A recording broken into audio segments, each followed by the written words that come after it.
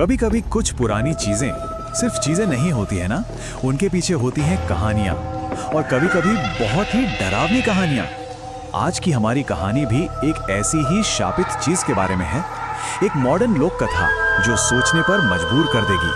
तो चलिए इसी डरावने ख्याल के साथ कहानी में उतरते हैं। ये सोच कि आईने सिर्फ हमारा अक्स नहीं दिखाते, बल्कि शायद किसी और दुनिया का दरवाजा भी हो सकते हैं। यही सोच इस पूरी कहानी की जड़ है।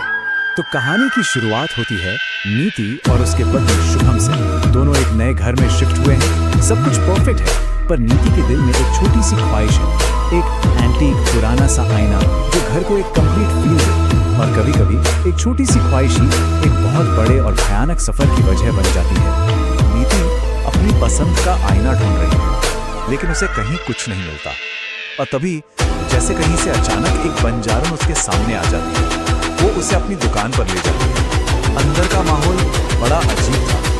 धीमी रोशनी और अगरबत्ती की ऐसी गंध जो सुकून देने के बजाय किसी आने वाले खतरे का इशारा कर रही है। और बस यहीं से कहानी में एक अजीब डरावना मोड़ आता है। बंजारन उसे पता था कि नीति प्रेग्नेंट है, इसे कोई नहीं जानता। वो कहती है ये आईना उसकी मरी हुई बेटी का है। ये बात कितनी अजीब थी। बंजारन की बातों ने नीति के मन में एक अजीब सी बेचैनी पैदा की। एक डर सा बैठ गया, पर वो उस दुखी औरत का दिल नहीं तोड़ना चाहती थी। तो ना चाहते हुए भी उसने वो आईना खरीद लिया। घर आकर भी वो बेचैनी कम नहीं हुई, बल्कि और बढ़ गई। उसने शुभम से कहा कि इस आईने को स्टोर रूम में रख दो, नजरों से दूर। और बस जैसे ही वो आईना घर के अंदर आया, अजीब घटनाओं का एक सिलसिला शुरू हो गया। ये पहली और सबसे परेशान करने वाली घटना थी। अगली सुबह जब नीति की आंख खुलती है तो वो क्या देखती है? वो आईना स्टोर रूम से निकलकर उसके बेडरूम में ठीक बिस्तर के सामने रखा हुआ था। शुभम ने तो कह दिया कि स्टोर रूम में चूहे थे, इसलिए वो ऊपर ले आया। एक सिंपल सा जवाब, लेकिन क्या बात वाकई इतनी सिंपल थी? अब तक जो सिर्फ एक बेचैनी थी, वो अब असल खौफ में बदलने वाली थी। चीजें बहुत तेजी से बिगड़ने वाली थी। शुभम के ऑफिस जाते ही नीति का डर हकीकत बन जाता है।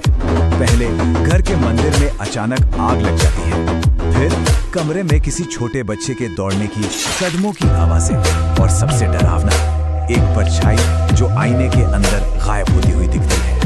नीति घर में अकेली थी और उसका डर बढ़ता जा रहा था।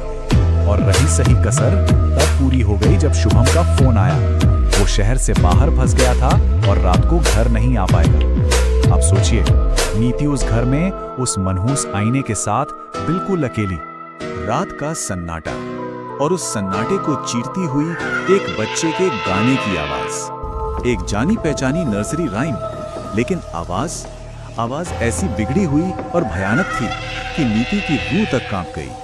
हिम्मत करके नीति आईने में देखती है, और जो उसे दिखता है वो किसी भी बुरे सपने से कहीं ज्यादा खौफनाक था। असल में कमरा खाली था, बिल्कुल खामोश, लेकिन आईने के अंदर आईने में एक भयानक बच्चा था जो अपनी गर्दन मरोड़कर तोड़ देता है और फिर धीरे धीरे नीति की तरफ बढ़ने लगता है। बस यहाँ से कहानी अपने सबसे भयानक मोड़ पर पहुंचती है।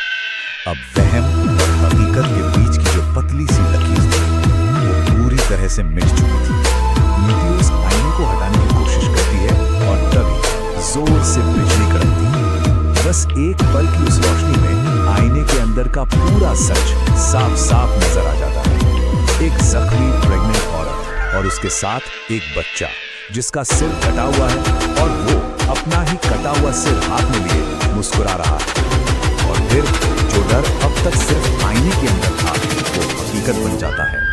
वो दोनों आत्माएं आईने से बाहर निकलती हैं और नीति को पकड़कर कमरे के दूसरे कोने में फेंक देती हैं। ये कोई वहम नहीं था, ये सच था। वो आत्माएं अब उसके दिमाग से खुल रही हैं। दरवाजे पर दस्तक होती है और आवाज आती है शुभम की। लेकिन जैसे ही नीति उसे फोन करती है, शुभम कहता है कि वो तो मीलों दूर है।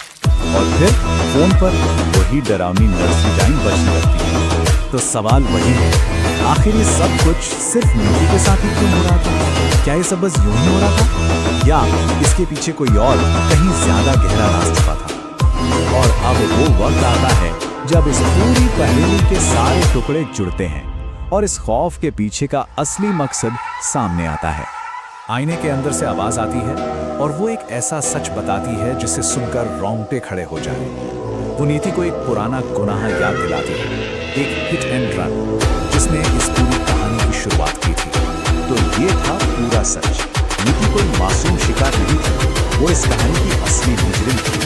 असल में बंजारन ने अपनी मरी हुई बेटी और नाती की आत्माओं को काले जादू से उस आईने में कैद कर दिया था और फिर उसने जादू से ही निधि को उस आईने तक खींचा था ताकि वो अपना बदला ले सके। और अब जब सच सामने आ चुका था तो वक्त था हिसाब बराबर करने का। आत्माओं का बदला साफ था, आंख के बदले आंख और एक बच्चे के बदले दूसरा बच्चा। वो नीति के अजन्मे बच्चे को अपने साथ ले जाने आए थे। नीति गिड़गिड़ाती है, माफी मांगती है, लेकिन अब बहुत देर हो चुकी थी। आत्माओं की एक भयानक चीख गूंजती है, एक ऐसी चीख जिसे नीति बर्दाश्त नहीं कर पाती। वो वहीं बेजान होकर गिर पड़ती है और ठीक उसी पल वो शापित आईना भी हजारों टुकड़ों में टूटकर बिखर जाता है, जैसे उसका काम अब पूरा हो चुका था और सब कुछ खत्म हो जाता है। चारों तरफ खामोशी। लेकिन ये कहानी हमें एक बहुत परेशान करने वाले सवाल के साथ छोड़ जाती है। क्या ये न्याय था या फिर बदला लेने की एक और खौफनाक कहानी जिसने शायद आतंक के एक नए चक्र को ही जन्म दिया?